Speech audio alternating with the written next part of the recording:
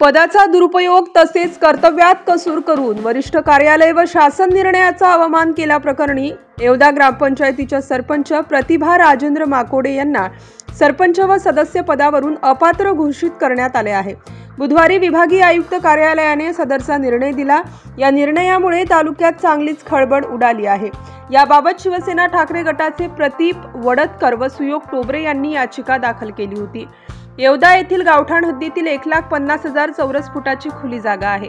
सदरची जागा शासनाची परवानगी घेतल्याशिवाय कोणालाही हस्तांतरित करता येत नाही, परंतु येवदा येथील ही स्थावर मालमत्ता हस्तांतरण करण्याबाबत कोणतेही आदेश नसताना ग्रामपंचायतीने या मालमत्तेची नियमबाह्य पद्धतीने फेरफार घेऊन खाजगी संस्थेला बेकायदेशीर पद्धतीने जागेचा नमुना 8 तयार करून दिला आणि त्या जागेची नोंद करून ताबा देखील दिला आहे। सदर स्थावर मालमत्तेची नोंद करून ताबा देण्याबाबत मोठ्या प्रमाणात आर्थिक उलाढाल केल्याचा ठपका ठेवण्यात आलाय। याबाबतचे सर्व पुरावे तक्रारकर्ते प्रदीप वडतकर व सुयोग टोबरे यांनी आयुक्त कार्यालयाकडे सादर केले होते।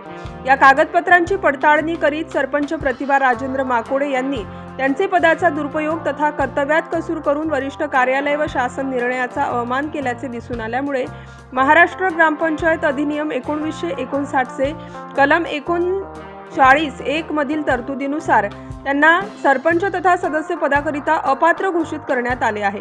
या निर्णयामुळे दर्यापूर तालुक्यात चांगलीच खळबळ उडाली आहे। या प्रकरणी अर्जदार यांच्या बाजूने ॲडव्होकेट अरविंद गुडधे यांनी सक्षम बाजू मांडली। सदर प्रकरणात जमिनीचे हस्तांतरण केल्याने संबंधित सरपंच यांच्या विरोधात फौजदारी कारवाई करण्यात यावी अशी मागणी प्रदीप वडतकर व सुयोग टोबरे यांनी विभागीय आयुक्तांकडे केली आहे।